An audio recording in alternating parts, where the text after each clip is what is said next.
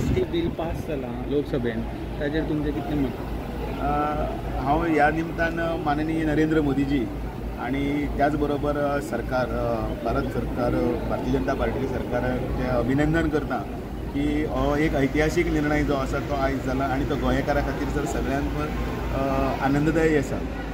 समेस्त एसटी बांधव आसा ज्या मागणी खातीर पाठपुरावो करताले और त्याच्या खातीर भारतीय जनता पार्टीची वेगवेगळी शिष्टमंडळां वेळोवेळी डॉक्टर प्रमोद सावंत ह्याच्या नेतृत्वा सकयल आणि दिल्ली वचून ह्याच्या फाटल्यान लागून हो पाठपुरावो केलो आणि आज हे लोकसभेच्या संसदेन बिल पास जालें.